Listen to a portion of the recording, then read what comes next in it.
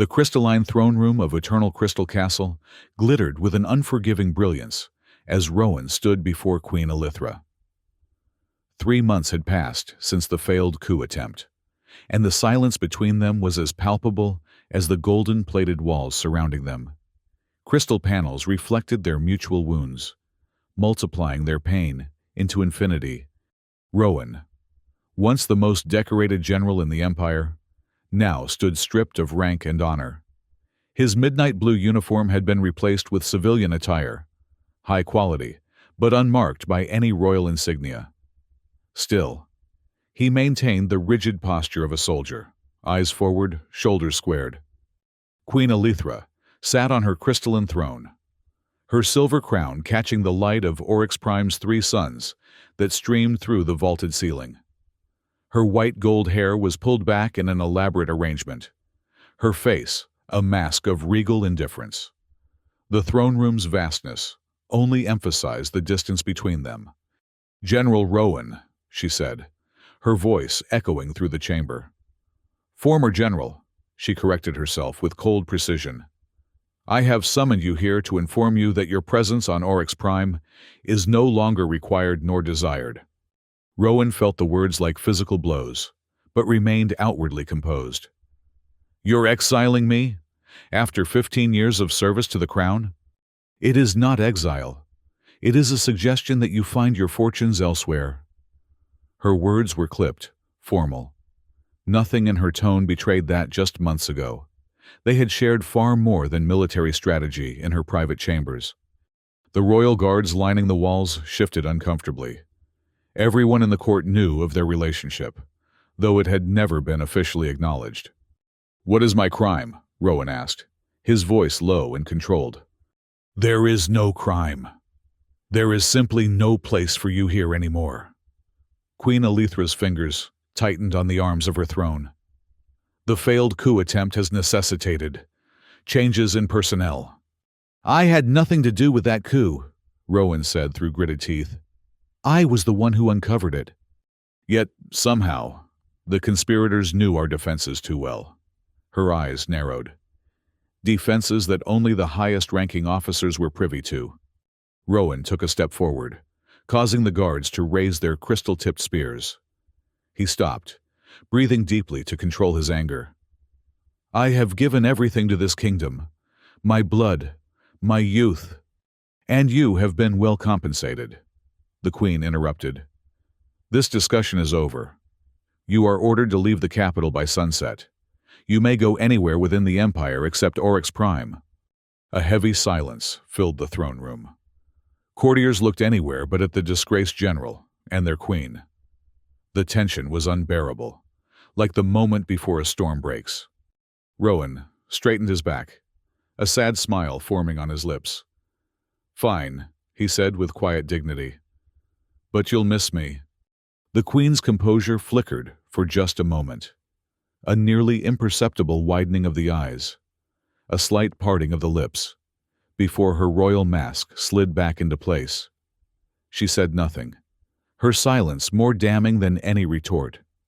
With a short, mocking bow, Rowan turned on his heel and strode from the throne room, the massive crystal doors closing behind him with a final, echoing thud. The Blood Moon Tavern existed in the shadowy underbelly of Oryx Prime's lower levels, far from the gleaming spires and crystal palaces of the upper city. Here, the air was thick with smoke from imported herbs and the chatter of species from across the galaxy. It was a place where secrets were traded as freely as currency, where the Empire's rigid social hierarchy briefly dissolved in the common pursuit of vice and information. Rowan sat in a corner booth, nursing a glass of Selkarian fire whiskey. The amber liquid caught the dim light, refracting it like the smallest of the palace's crystal walls. He had abandoned his civilian clothes for something more appropriate to this setting: a worn leather jacket, utilitarian pants, and boots that had seen better days. A blaster was holstered at his side, its presence both a comfort and a reminder of how far he had fallen. "Didn't expect to see you slumming it with the rest of us common folk," a voice said from the darkness. Rowan didn't look up, If you're going to kill me, Saris, at least buy me another drink first. Saris, the Selkarian ambassador, slid into the booth opposite him. The humanoid skin had the reddish tint of all Selkarians, adapted to their desert homeworld. Intricate tattoos marked his status as both diplomat and warrior, a combination unique to his people. If I wanted you dead, you wouldn't see me coming. Saris signaled to the bartender for 2 more drinks. I heard about your dismissal. News travels fast, even down here. Especially down here, Rowan corrected, finally looking up. That's why I came. If anyone knows what's really happening in the palace, it'll be the people the palace pretends don't exist. Saris leaned forward, lowering his voice. The Queen has been acting strangely since the coup attempt, replacing trusted advisors, strengthening security protocols, sending out scout ships to the Outer Rim for no apparent reason. Scout ships? Rowan's interest was piqued. Where specifically? Sector 7, primarily, near the old Imperial ruins. Saris studied Rowan's face. You know something about this. Rowan took a long drink. Maybe. The old ruins contain records from before the unification. Historical artifacts, mostly. But some say they contain weapons technology we've long forgotten. And you think the Queen is looking for weapons? I think she's looking for something. Rowan's eyes narrowed. But why now? And why exile me just as the search intensifies? The tavern door opened, admitting a gust of artificially recycled air and a tall, hooded figure. The newcomer's presence caused a momentary lull in conversation before the noise resumed, perhaps a touch more subdued. Saris tensed. We have company. The hooded figure approached their table with purpose, sliding into the booth beside Saris, without invitation. When the hood was pulled back, Rowan recognized Captain Daxon of the Royal Fleet. The man's face was drawn, his eyes darting nervously around the tavern. You shouldn't be here, Captain, Rowan said quietly. Associating with the disgraced is a quick way to join their ranks. I'll be brief, Daxon whispered. There's movement within the palace. Something big is happening, and it involves Selkar. Saris straightened. My homeworld. What interest would the Queen have there? I don't know the details, Daxon continued. But there's talk of a royal manuscript. Something hidden in the ancient temple ruins of the Great Dust Sea. Rowan's mind raced. The Great Dust Sea was the most inhospitable region of an already harsh planet. No one ventured there without significant reason and preparation. Why are you telling us this? Rowan asked, suspicious. Daxon looked him directly in the eye. Because despite what the Queen says publicly, many of us still believe in you, General. We remember who really stopped that coup. He slid a small data chip across the table. Coordinates, security codes, everything you need to find what she's looking for first. And why would I want to do that? Rowan asked, though his fingers closed around the chip. Because, Daxon said, rising to leave, I think you'll find the answers to why you were really exiled, and perhaps, he hesitated, a way to return.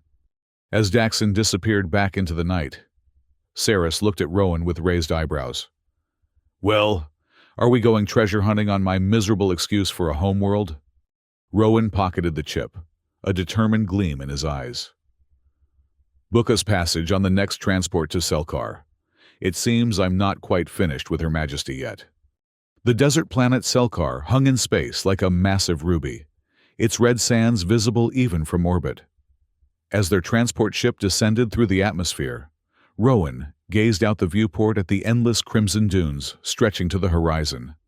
The planet had only one major settlement, Karash, a domed city built around the only natural water source on the planet's surface.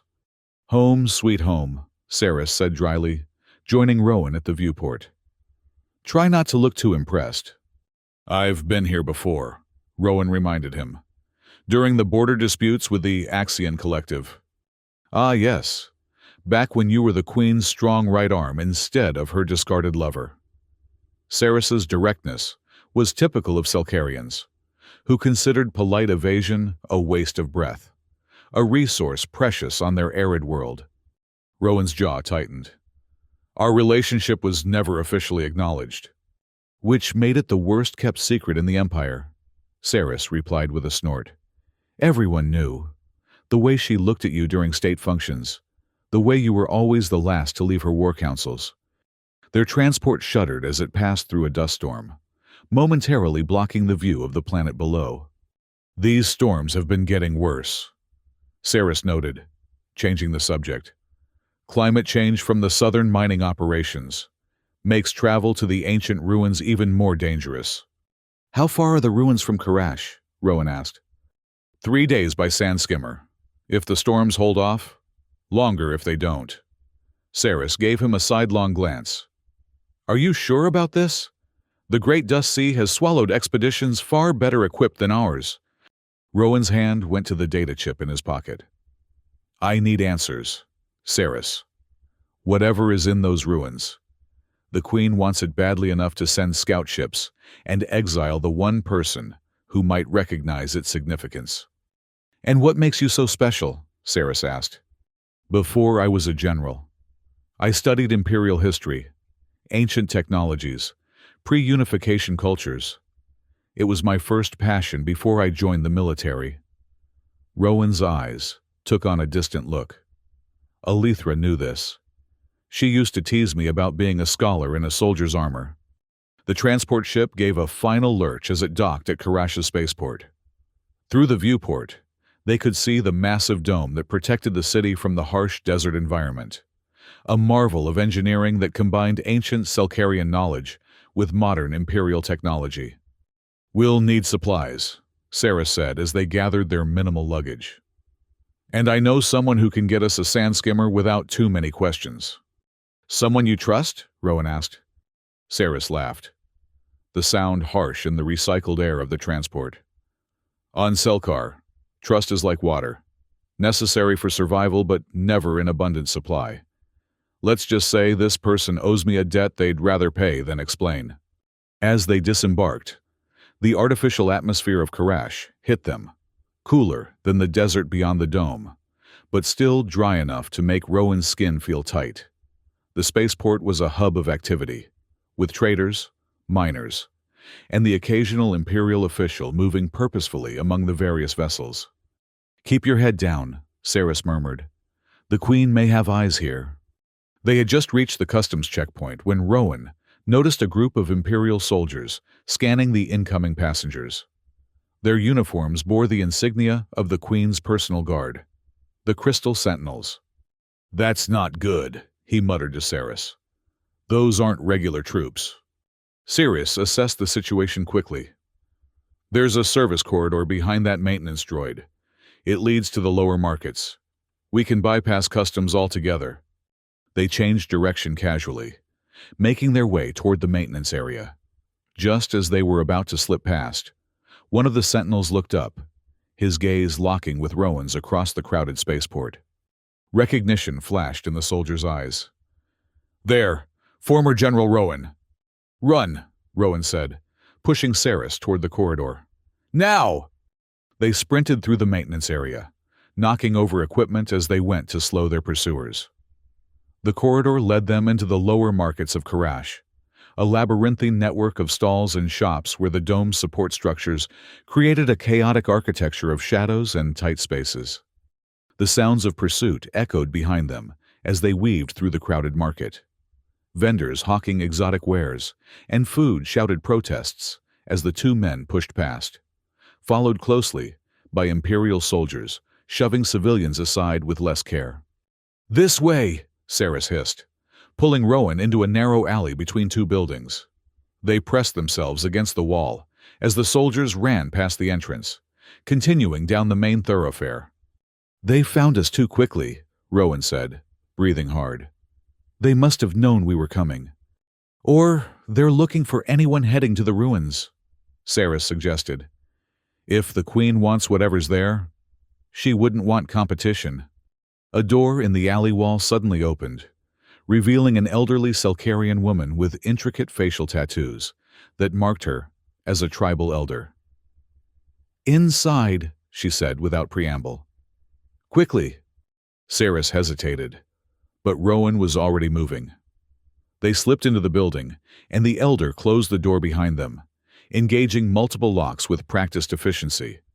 The interior was dimly lit by phosphorescent crystals embedded in the walls, a traditional Selkarian lighting method that predated Imperial technology. The room was sparsely furnished but clean, with woven tapestries depicting ancient Selkarian myths covering the walls. "You are in danger," the elder stated, turning to face them. "The Queen's soldiers arrived 3 days ago. They have been watching the spaceport, intercepting communications, questioning those with knowledge of the ancient ruins." "How did you know to help us?" Rowan asked.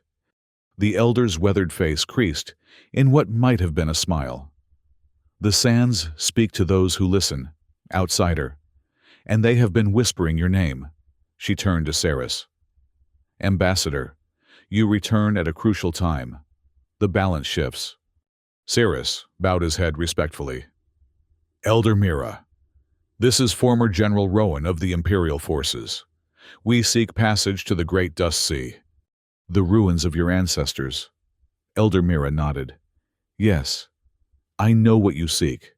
The Queen's forces seek it too, though they do not understand its true value." "And what is its true value?" Rowan asked. Elder Mira studied him with eyes that seemed to see beyond his physical presence. "Truth," she said simply.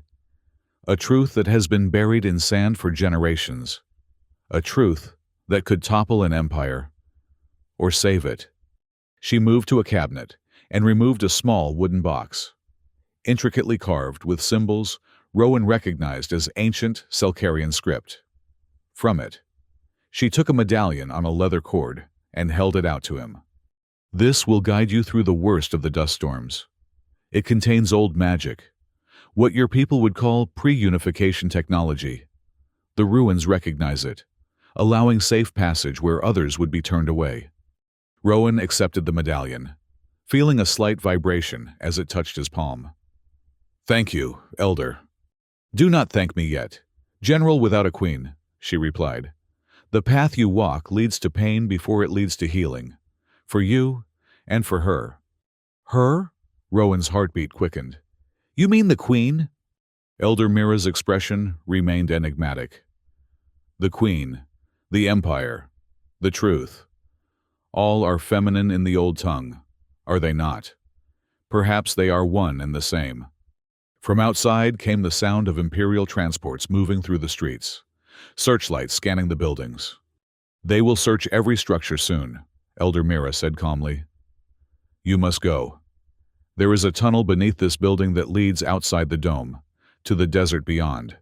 A sand skimmer waits there, my gift to the cause of truth." "We can't leave the dome without environmental suits," Saris protested. "The desert will kill us in hours." "The skimmer is fully equipped," Elder Mira assured him. "Now go. The tunnel entrance is beneath that tapestry."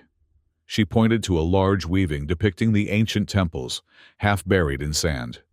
As they moved the tapestry aside to reveal a narrow staircase descending into darkness, Rowan turned back to the elder. "Why help us? Why risk the Queen's wrath?" Elder Mira's eyes seemed to glow in the dim light. "Because long before she was your queen, or your lover, Alethra came to Selkar as a young princess. I read the sands for her then, and saw what she could become, both the greatness and the folly. She has forgotten the wisdom of the desert, but you," her gaze intensified, "you may yet remind her." The sound of pounding on doors grew closer. "Go now," Elder Mira urged. "And remember, in the desert, nothing is as it appears. Truth shimmers like a mirage, revealing itself only to those who question what they see." With a final nod of gratitude, Rowan and Saris descended into the tunnel, the tapestry falling back into place behind them. The great dust sea stretched before them, an ocean of crimson sand dunes that rose and fell like frozen waves. Their sand skimmer, a sleek vehicle designed to glide over the desert surface on repulsor technology, hummed quietly as it cut through the endless red expanse. They had been traveling for 2 days, following the coordinates from Daxon's data chip. The dome of Karash long since disappeared behind them. The environmental controls of the skimmer kept the interior cool despite the blistering heat outside, where 3 suns beat down on the desert landscape. Rowan sat at the controls. The medallion Elder Mira had given him hanging around his neck. Occasionally it would pulse with a soft light, seemingly responding to something in their surroundings that remained invisible to the naked eye. "We're getting close," Sarah said, checking the navigation system. "The ruins should be just beyond that ridge of dunes." He pointed to a darker line on the horizon. Rowan adjusted their course slightly. "Have you ever been to these ruins before?" Saris shook his head. "Few Selkarians have. They're considered sacred, but also dangerous. Our legends say they hold the memories of the ancient ones, knowledge too powerful for the unprepared mind." "Convenient way to keep people from exploring their own history," Rowan observed. "Perhaps," Saris conceded. "But not all legends are without foundation. My people lived on this world for millennia before joining the Empire. They survived by respecting the desert's dangers." As they crested the ridge of dunes, both men fell silent. Below them, half buried in sand, lay the ruins of a vast temple complex. Massive stone structures, weathered by centuries of sandstorms but still imposingly intact, formed concentric circles around a central pyramid. The architecture was unlike anything in the modern empire, organic yet precise, with sweeping arches and intricate carvings visible even from a distance. "The Temple of Eternal Records," Saris whispered, awe evident in his voice. "It's said that every truth worth knowing is preserved within its walls." Rowan brought the skimmer to a halt at the edge of the ruins. "Let's hope one of those truths explains why I'm here, instead of at the Queen's side." They donned lightweight environmental suits designed for brief excursions outside the skimmer. The suits would protect them from the worst of the desert heat and filter the fine sand that seemed to penetrate everything on Selkar. As they stepped onto the sand, the medallion around Rowan's neck pulsed more intensely. The air around them shimmered, and for a moment, Rowan thought he saw the ruins as they might have been centuries ago, gleaming structures rising proudly above the desert, untouched by time and sand. "Did you see that?" he asked Saris. The ambassador looked at him curiously. "See what?" Rowan shook his head. "Nothing. A mirage, probably." They made their way carefully toward the central pyramid. The sand shifted treacherously beneath their feet, sometimes revealing glimpses of ancient roadways or smaller structures buried beneath. The silence was absolute, broken only by their breathing and the occasional crunch of their boots on the harder surfaces beneath the sand. "Something's not right," Saris said suddenly, stopping. "Where are the Queen's forces? If they're searching for the same thing we are, they should be here already." Rowan scanned the ruins, his military instincts suddenly alert. "Unless they're already found what they came for, or—" A high-pitched whine cut through the air, followed by the distinctive sound of Imperial engines. From behind, a partially collapsed temple wall, 3 royal skimmers rose into the air, their weapon systems locking onto Rowan and Saris. "It's a trap," Rowan finished, reaching for his blaster. "Hold your fire, General," came a familiar voice over the skimmer's communication system. "We have you outnumbered and outgunned." A 4th skimmer appeared, larger than the others, bearing the royal insignia. It landed gracefully nearby, sand swirling around its repulsor field. The hatch opened to reveal a tall, imposing figure in the gleaming armor of the Crystal Sentinels. "Captain Varric," Rowan said coldly. "Still doing the Queen's dirty work." "I see." Varric, the head of the Queen's intelligence network, smiled thinly. "I prefer to think of it as maintaining Imperial security. Something you once understood. Imperial soldiers surrounded them, weapons trained on their positions. "Search them," Varric ordered. 2 soldiers approached, roughly confiscating their weapons and equipment. When one reached for the medallion around Rowan's neck, a strange thing happened. The soldier's hand seemed to pass through it, as though the medallion existed in a slightly different reality. "What is this?" the soldier asked, confused. Varric stepped closer, examining the medallion without touching it. "Interesting. Pre-unification technology. If I'm not mistaken, the old ones had ways of embedding objects in multiple dimensional states simultaneously." He looked at Rowan with newfound respect. "You continue to surprise me, General. How did you come by such a rare artifact?" "Desert hospitality," Rowan replied enigmatically. "Something the Empire could learn from." Varric signaled to his men. "Bring them. The Queen will want to question them personally when she arrives." "The Queen is coming here?" Saris asked, unable to hide his surprise. "This matter is of the highest importance to Her Majesty," Varric confirmed. "She left Oryx Prime shortly after receiving word of your unauthorized expedition." As they were led toward the Imperial encampment established at the base of the Central Pyramid, Rowan's mind raced. The Queen herself was coming to these ruins. Whatever was hidden here must be even more significant than he had imagined. The Imperial camp was a model of efficiency. Temporary structures erected with precision, soldiers moving with purpose, equipment arranged for maximum utility. At the center stood a larger structure that Rowan recognized as a mobile command center, its crystal-reinforced walls glittering in the harsh sunlight. Inside, the temperature dropped immediately, the environmental systems creating a pocket of civilized comfort in the midst of the wild desert. Screens displayed various angles of the ruins, some showing Imperial archaeologists carefully excavating certain areas. "Impressive operation for something you only learned about recently," Rowan observed. Varric directed them to seats at a conference table, where guards took positions behind them. "Who said it was recent knowledge? The Empire has been aware of these ruins for centuries. Yet only now does the Queen send her personal guard to excavate them," Rowan countered.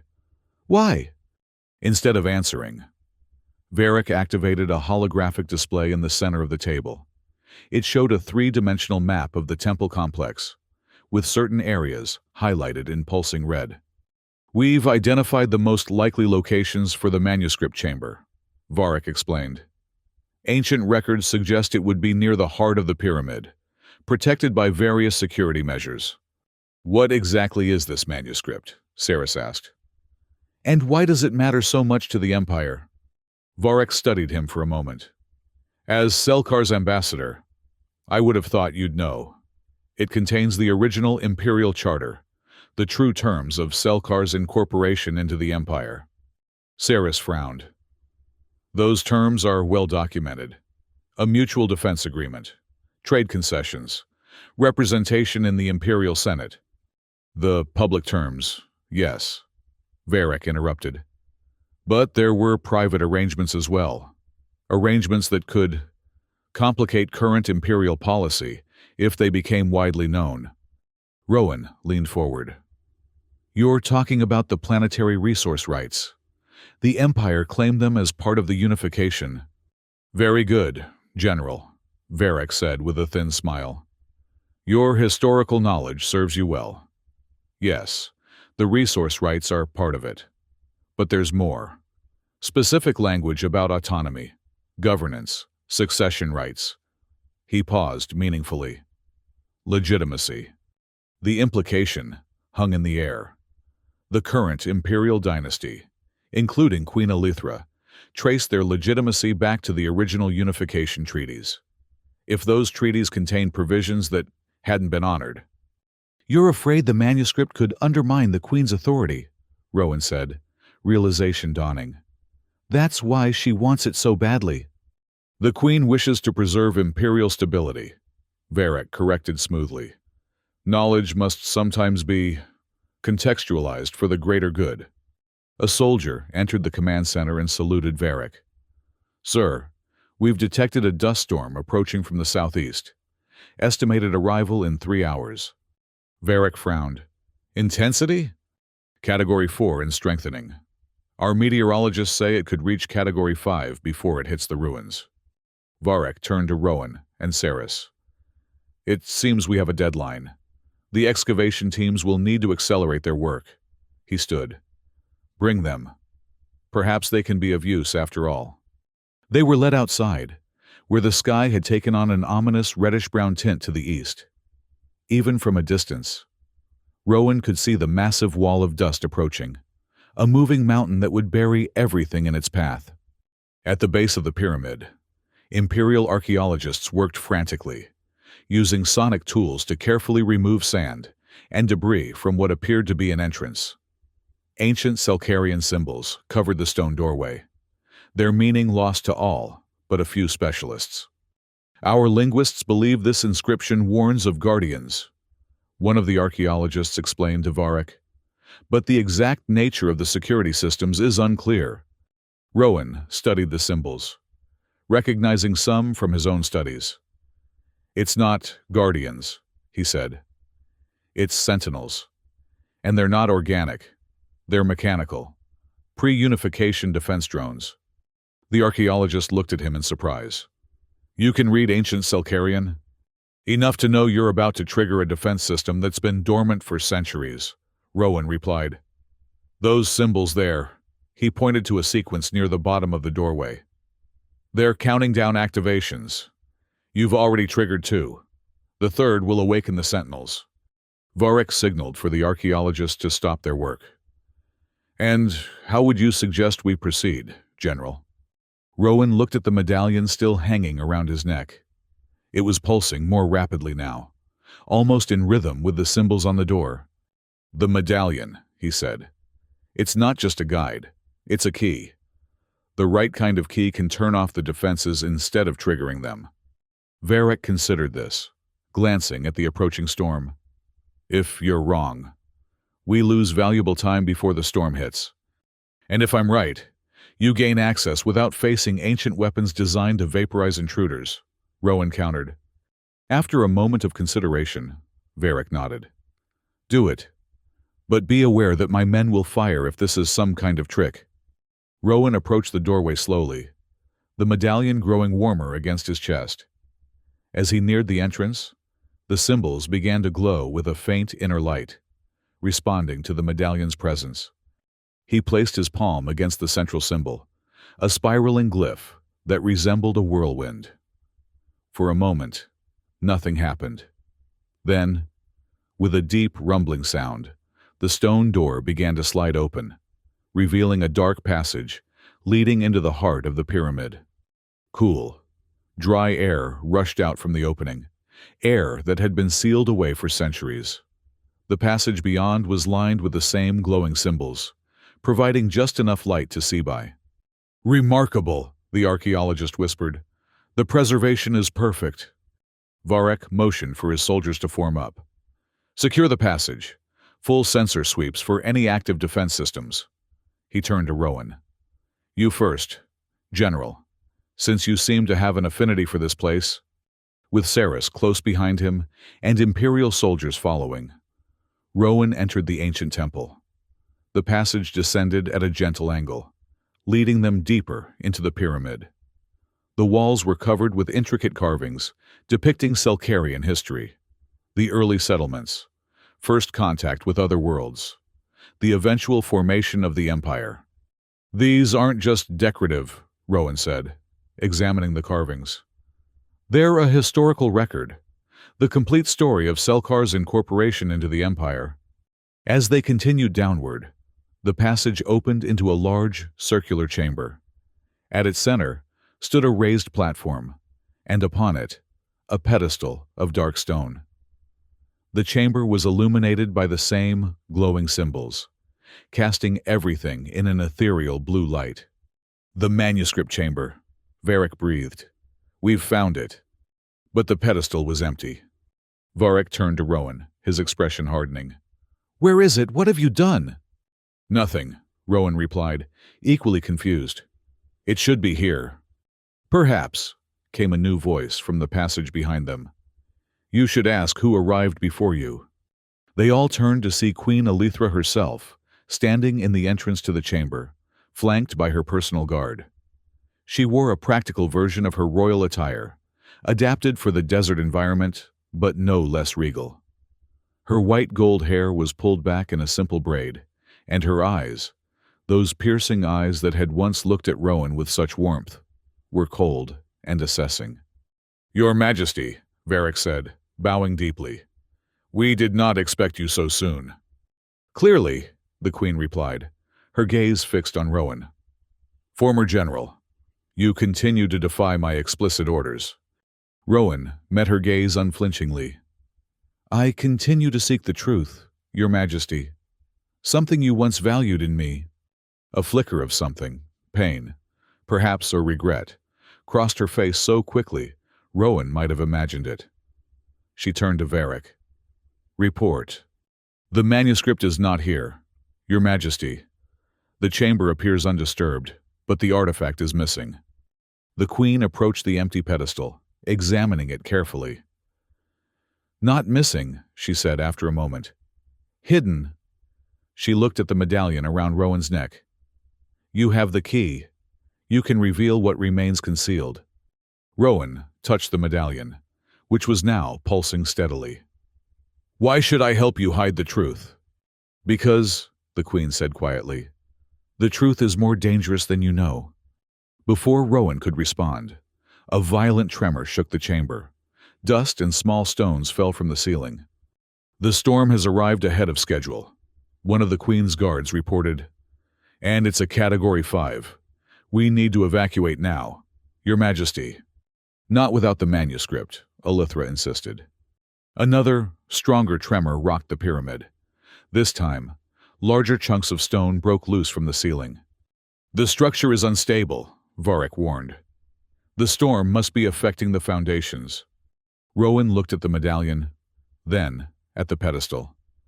Making a decision, he stepped forward onto the platform and placed the medallion in a small recess on the pedestal that he hadn't noticed before. It fit perfectly. The effect was immediate. The entire chamber illuminated as hidden symbols blazed to life. The top of the pedestal split open, and from within rose a crystalline case containing an ancient scroll. "The Imperial Charter," Queen Elithra whispered. "The original." Another violent shake nearly knocked them all off their feet. The passage they had entered through partially collapsed, blocking their escape route. "We need to find another way out," Saris shouted over the rumbling of the temple. Rowan examined the walls of the chamber quickly. "There." He pointed to a section where the carvings formed a distinct pattern. "That's another doorway. These temples always had multiple exits." As he moved toward it, Varric suddenly lunged for the crystalline case, snatching it from the pedestal. "I'll take that, Your Majesty, for safekeeping." The Queen's expression hardened. "Return that to me immediately, Captain." But Varric backed away, drawing his weapon.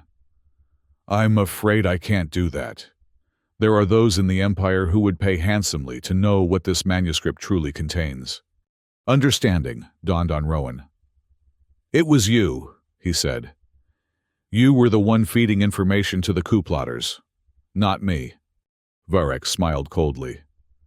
"You were the perfect scapegoat, General. So loyal, so close to the Queen. Who better to blame when security protocols were breached?" "You're a traitor," the Queen said, her voice deadly calm.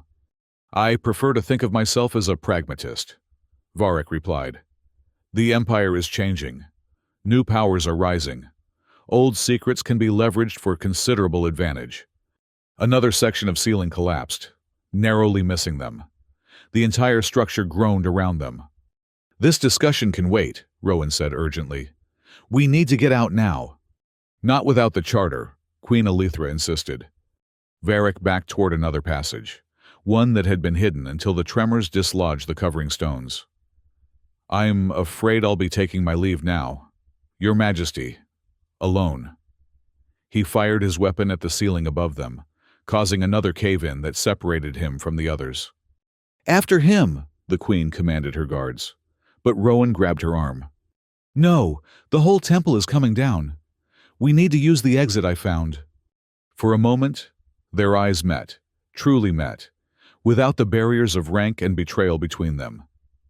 Then she nodded, allowing him to lead her toward the hidden doorway.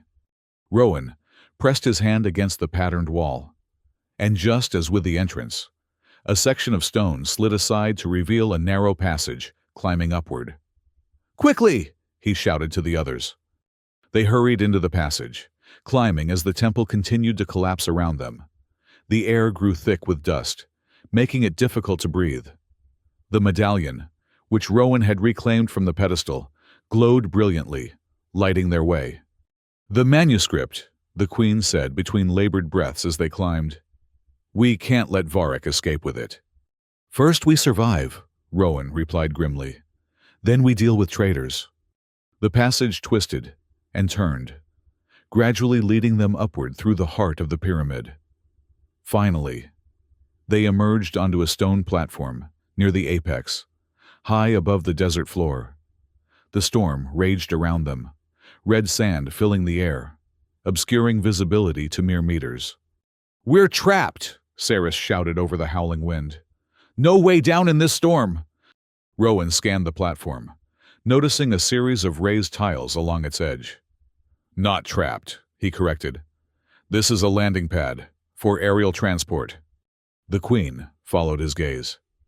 "The ancient Selkarians had flying machines?" "More advanced than anything in the current empire," Rowan confirmed. "Which means—" He stepped on one of the tiles, and it sank beneath his weight. Immediately, a section of the platform slid open, revealing a small chamber beneath.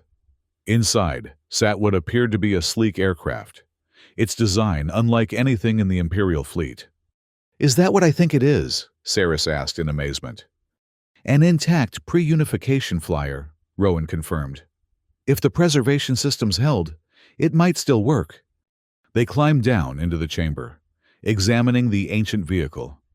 Its controls were marked with the same symbols that adorned the temple walls. "Can you fly it?" the queen asked Rowan. He studied the control panel, recognizing enough of the symbols to make sense of the basic functions. "I think so. The principles should be similar to our own aircraft." A massive tremor shook the pyramid, and large cracks appeared in the walls of the chamber. "We don't have a choice," Rowan said, opening the craft's hatch. "Everyone in! Now!" They crowded into the ancient flyer, which was surprisingly spacious inside. Rowan took the pilot's position, running his hands over the controls. To his amazement, they responded to his touch, lighting up with the same blue glow as the temple symbols. "It recognizes the medallion," he realized. "It's keyed to respond to whoever holds it." The craft hummed to life, systems awakening after centuries of dormancy. Through the viewports, they could see the storm tearing at the pyramid, massive blocks of stone giving way to the relentless assault. "Hold on," Rowan warned as he activated what he hoped were the lift controls. The ancient flyer rose smoothly from its resting place, the platform above them sliding fully open to allow their ascent. As they emerged into the storm, the craft was buffeted violently by the winds, but its stabilization systems, far more advanced than anything in the Imperial fleet, quickly compensated. "Remarkable," the queen whispered, watching as Rowan navigated through the storm with increasing confidence. Below them, the pyramid was collapsing in on itself, centuries of history disappearing beneath the sand. "What about Varric?" one of the guards asked. "If he found another way out, he'll be heading back to Karash," Rowan said. "That's our best chance of intercepting him." The queen nodded. "Set course for the city. Maximum speed." As they flew through the heart of the storm, protected by the ancient craft's shields, Rowan allowed himself a brief glance at Elithra. Her face was set in determined lines, but there was something else there too, a vulnerability he hadn't seen since before his exile. For the first time, he dared to hope that perhaps not everything was lost between them. The ancient flyer cut through the storm with remarkable efficiency, its systems seemingly designed for exactly these conditions. As they approached Karash, the worst of the storm began to abate, the red cloud thinning enough to reveal the massive dome of the city gleaming in the distance. There, Saris pointed to a small Imperial shuttle racing toward the city, well ahead of them. That has to be Varric. Can we catch him? The Queen asked. Rowan examined the control panel, finding what appeared to be thrust controls. Let's find out. He increased power to the engines, and the ancient craft surged forward with astonishing speed, closing the gap with Varric's shuttle rapidly. He's heading for the old observatory tower, Saris noted as they drew closer to the city. It's abandoned now, but it has a functional landing pad outside the main dome. And good sight lines for defensive positions, Rowan added, his military mind assessing the situation. He's choosing his ground carefully. They watched as Varric's shuttle landed on the observatory platform, a tall, isolated tower connected to the main dome by a single, narrow bridge. The structure predated the dome itself, built by early Selkarian astronomers to study the night sky above their harsh world. We can't land directly, Rowan said, circling the tower in the ancient flyer. He'll have weapons trained on the pad. There, the Queen pointed to a lower level of the tower. That maintenance platform. It's small, but this craft is far more maneuverable than it should be, Rowan finished, already adjusting their approach. Everyone prepare for a hard landing and immediate engagement. He brought the flyer down with precision onto the small maintenance platform, its systems compensating for the uneven surface. The moment they touched down, Rowan was moving, opening the hatch and drawing his weapon, a spare blaster one of the guards had provided him. Your Majesty, stay here until we secure, he began. But Elithra was already beside him, her own royal sidearm in hand. I do not hide while others fight my battles. General, she said firmly, not even former generals. There was no time to argue. They emerged onto the platform, immediately taking cover behind maintenance equipment as blaster fire erupted from above. Varric had positioned his men well, covering all apparent approaches to the upper levels.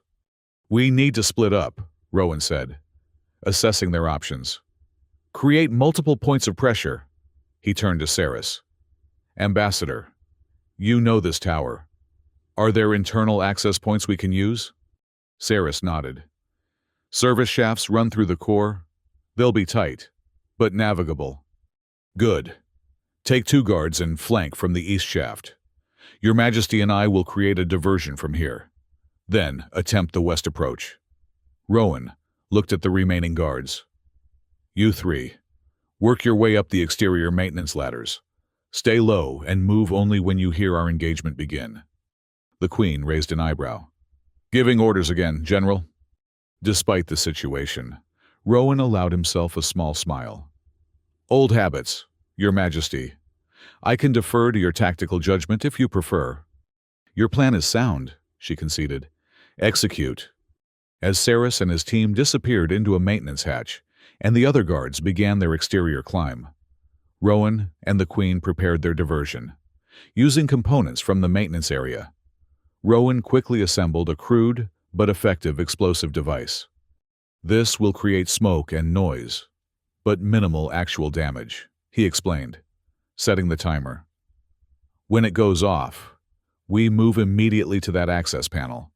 He pointed to a small doorway, partially hidden behind storage containers. Elithra studied him as he worked, her expression unreadable. You've always been resourceful. A trait you once valued, he replied, not looking up from his work. I still do, she said quietly.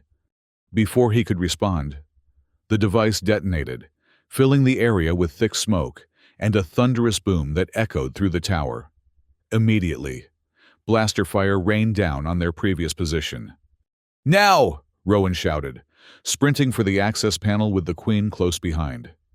They slipped through the doorway into a narrow maintenance shaft that spiraled upward through the tower's core. They climbed quickly, the sounds of combat echoing through the structure as Saris and the other teams engaged Varric's forces. The shaft was cramped and dark, illuminated only by emergency lighting that cast everything in a dull red glow. "Why did you exile me?" Rowan asked suddenly, as they paused at a junction. "The real reason." Elithra's face was half hidden in shadow. "This is hardly the time." "We might not get another chance," he interrupted. "I deserve to know." She was silent for a moment, then sighed. "Protection." "From what?" "From Varric. From the forces behind the coup." Her voice hardened. "I knew there was a traitor in my inner circle, but I couldn't identify them. You were too close to me. A target by association. Distance was the only protection I could offer." Rowan stared at her, processing this revelation. "You exiled me to save me?" "And to allow you freedom of movement outside Imperial scrutiny," she added. "I hoped you might discover what I could not from within the palace." A bitter laugh escaped him. "You might have simply told me this plan." "And risk it reaching the wrong ears?" She shook her head. "Your reaction had to be genuine. Your anger. Your hurt." Her voice softened. "Though I never anticipated you would track the manuscript to Selkar." Further conversation was cut short by the sound of blaster fire directly above them. They had reached the level where Varric was making a stand. "Ready?" Rowan asked, his hand on the access panel that would lead them into the observatory proper. Elithra nodded, raising her weapon. "Together!" They burst through the panel into a large, circular room dominated by ancient, astronomical equipment. The observatory's dome had long since been damaged, leaving the room partially open to the elements. Sand had drifted in, covering portions of the floor and equipment. Across the room, Varric stood by the main entrance, the crystalline case containing the manuscript clutched in one hand, a blaster in the other. 3 of his men lay dead or wounded around him, evidence of Saris and the guard's assault. But the ambassador and the royal guards were pinned down behind heavy equipment, unable to advance without exposing themselves to Varric's position. "Your Majesty," Varric called when he spotted them, "and the loyal general, how touching that you face your end together." "It's over, Varric," Rowan shouted, keeping his weapon trained on the traitor. "You're outnumbered and surrounded." Varric laughed. "Perhaps. But I still have this." He held up the manuscript case. "And there are ships waiting beyond the dome to extract me. Ships belonging to those who would pay handsomely for the secrets contained herein." "What do you imagine it contains?" the Queen asked, moving carefully to flank him from the other side. "What could be worth this betrayal?" "The truth about succession rights," Varric replied. "The original charter specifies that imperial succession must include Selkarian approval, a provision conveniently forgotten over the centuries. With this, certain factions could challenge your very right to rule." Rowan and Elithra exchanged glances, a silent communication passing between them. Slowly, they continued to advance from different angles. "And these factions," Rowan said, keeping Varric's attention divided. "They're the same ones behind the coup attempt?" "More powerful, more patient." Varric's eyes gleamed with fanatical intensity. "They understand that empires are built on myths.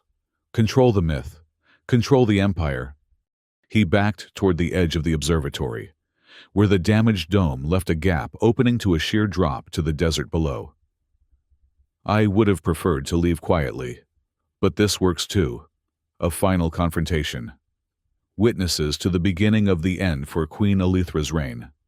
In a swift motion, Varric raised his blaster toward the Queen. Rowan lunged forward without hesitation, tackling the traitor just as he fired. The shot went wide, striking ancient equipment which exploded in a shower of sparks. Rowan and Varric crashed to the floor, near the edge of the broken dome, wrestling for control of both the blaster and the manuscript case. Varric was surprisingly strong, his desperation lending him ferocity. They rolled dangerously close to the precipice, neither willing to relinquish their grip. "Let go, General," Varric hissed. "You've lost everything already. What are you fighting for?" Something you wouldn't understand, Rowan grunted, managing to slam Varric's wrist against the floor until he dropped the blaster. Honor. Truth. With a vicious twist, Varric broke free of Rowan's grip and scrambled to his feet, still clutching the manuscript case. He stood at the very edge of the broken dome, the desert far below visible beyond him. Then die with your honor, Varric snarled, drawing a hidden blade from his boot and lunging at Rowan. Rowan dodged the first strike, but caught the second across his arm, a line of pain that immediately bloomed with blood. He countered with a swift kick that sent Varric stumbling backward, dangerously close to the edge. For a moment, time seemed to slow. Varric teetered on the brink, the manuscript case clutched to his chest, his eyes wide with the sudden realization of his predicament.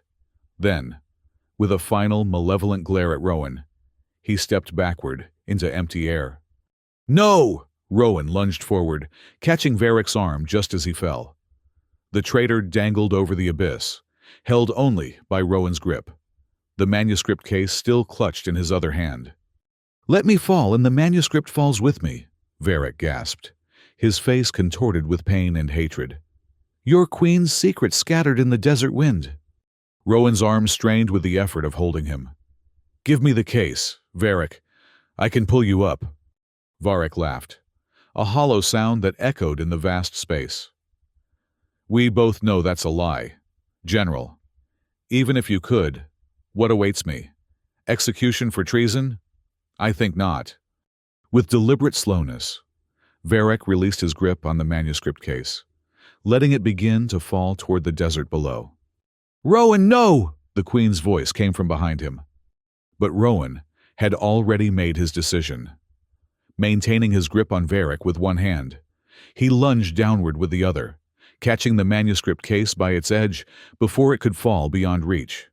The strain on his injured arm was excruciating, blood flowing freely down his sleeve. Why? Varric asked, genuine confusion in his voice. You could have let it fall. Let her secrets die. Because some things matter more than personal vengeance, Rowan replied through gritted teeth. Some oaths can't be broken, even when everything else is lost. Using all his remaining strength, Rowan pulled upward, dragging both Varric and the manuscript to safety. The moment they were clear of the edge, royal guards rushed forward, securing the traitor and retrieving the precious case. Rowan collapsed to his knees, exhaustion and blood loss taking their toll. The queen knelt beside him, pressing a cloth to his wounded arm. You saved him, she said quietly. After everything he did. I swore an oath once, Rowan replied, his voice weak but steady. To protect the Empire and all its citizens, even the ones who betray it. Alithra's eyes glistened with unshed tears. That day in the throne room, when you said I would miss you, and I said nothing. She paused, struggling with words that had clearly been long withheld. My silence wasn't rejection. It was shame. Shame that I had to send away the one person I couldn't bear to lose. Before Rowan could respond, medical personnel rushed in, quickly attending to his wound. As they worked, Cerys approached, bowing to the queen. Your Majesty, Imperial reinforcements have arrived. The city is secure, and Varric's conspirators have been identified and detained. Alithra nodded, her regal composure returning. Excellent work, Ambassador. Prepare a full report on today's events for the Imperial Council. She glanced at the manuscript case, now safely in the hands of her guards. Some truths must now come to light. It seems the grand throne room of the Eternal Crystal Castle was filled to capacity. Courtiers and officials from across the Empire gathered for what had been announced as a ceremony of great significance. The crystal walls gleamed even more brilliantly than usual, specially polished for the occasion. The three suns of Oryx Prime cast their light through the vaulted ceiling, creating rainbows that danced across the assembled crowd. Queen Alithra sat upon her crystalline throne, resplendent in full ceremonial regalia. The imperial crown rested upon her brow, its white gold construction inlaid with jewels from every world in the empire. At her side stood a small table bearing an ornate box, its contents hidden from view. At a signal from the queen, the massive doors at the far end of the hall swung open. A hush fell over the crowd as Rowan entered, dressed in a formal uniform of midnight blue with silver trim, the traditional attire of the Imperial High Command, though without rank insignia or decorations. He walked the length of the hall with measured steps, his head held high. His left arm was still bandaged beneath the uniform, but he showed no sign of discomfort. As he reached the foot of the throne, he bowed deeply, the precise bow of a military officer to his sovereign. "Former General Rowan," the Queen's voice carried clearly through the hall. "You stand before us today having performed a service of immeasurable value to the Empire." "I did only what was necessary, Your Majesty," Rowan replied, his voice equally steady. "Perhaps," a small smile touched her lips, "but necessity and valor are not mutually exclusive." She rose from her throne, descending the 3 crystal steps to stand before him. "The Imperial Charter recovered from Selkar has indeed revealed truths long forgotten or deliberately obscured by those who came before us." Murmurs ran through the assembled crowd. The contents of the manuscript had not yet been made public, though rumors had spread wildly in the days since their return. "Among these truths," the Queen continued, "was the confirmation that certain powers were granted to the Selkarian people that have not been honored in generations. This oversight will be rectified immediately." She turned to Saris, who stood among the dignitaries. "Ambassador, your people will once again have a voice in imperial succession and resource allocation, as was originally promised. A new treaty will be drawn up, honoring the spirit and letter of the original charter." Saris bowed deeply. "Your Majesty honors Selkar with this restoration of ancient rights." The Queen returned her attention to Rowan. "The manuscript also revealed something else, something personal. The position you once held, General Quester of the Imperial Forces, was originally created as more than a military rank. It was meant to be a check on imperial power, a voice of reason and honor to stand beside the throne, not beneath it." She reached for the box on the table beside her throne and opened it. Inside lay a ceremonial sword, its crystal blade catching the light from above and transforming it into a rainbow of colors. The hilt was worked with symbols Rowan recognized from the temple ruins, ancient Selkarian script intertwined with imperial insignia. "This sword was recovered from the temple vault beneath the manuscript chamber," the Queen explained. "It is the original symbol of the General Quester's authority, equal to, though different from, the imperial crown itself." With formal precision, she lifted the sword and presented it to Rowan. "Kneel, former general." Rowan knelt, his eyes never leaving hers. "Do you swear to uphold the true imperial charter? To serve as guardian not only of the empire's borders, but of its founding principles? To speak truth to power, even when that power is my own?" "I do so swear," Rowan replied, his voice resonating through the hushed chamber. "Then rise, General Quester Rowan, restored to rank and honor, and accept the Sword of Concordance as symbol of your authority." As Rowan stood, accepting the sword, the assembly erupted in cheers and applause. Many who had turned their backs on him after his exile now pressed forward, eager to congratulate him on his restoration. Through it all, his eyes remained locked with Alethra's. In that gaze was a private communication no others could interpret, acknowledgement of wounds still healing, promises yet to be fulfilled, a future still uncertain but suddenly possible. When the formal ceremony concluded and the court began to disperse for the celebration to follow, the Queen touched Rowan's arm lightly. "Walk with me, General." They moved to a small antechamber off the main hall, a private space where the constant performance of royalty could briefly be set aside. Crystal walls still surrounded them, but here they were frosted, offering privacy, while still admitting the colored light from outside. Once alone, Elithra's regal posture softened slightly. "How is your arm?" "Healing," Rowan replied. "The Imperial medics do good work." A moment of awkward silence stretched between them.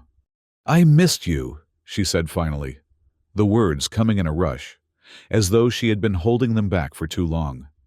Rowan's serious expression melted into a small smile. "I knew you would." The ice that had formed between them during those months of separation cracked, then shattered completely as Elithra laughed, a genuine sound of relief and joy that few in the court ever heard. "Arrogant as ever," she said, but there was warmth in her voice. "Confident," he corrected. "There's a difference." She moved closer, placing a hand on his chest, just above his heart. "The new treaty will change things. Power will be more distributed, more balanced." "As it should be." "And us?" she asked, a rare vulnerability in her eyes. "What becomes of us, Rowan?" He covered her hand with his own. "That depends on whether Queen Elithra and General Quester Rowan can balance duty and desire better than they did before. And if they can't, then perhaps Elithra and Rowan might find a way, even when their titles cannot." She leaned forward, resting her forehead against his. "There are still threats out there. Varric's conspirators were only part of a larger network. The coup may have failed, but those who orchestrated it remain in shadow. Then we'll face them together," Rowan said simply. "As we should have from the beginning." From the main hall came the sounds of celebration, music, and laughter. The Empire moving forward into a new era. Soon, they would need to rejoin it, resume their public roles, address the challenges that lay ahead. But for now, in this moment of private truth, the Queen and her general stood together.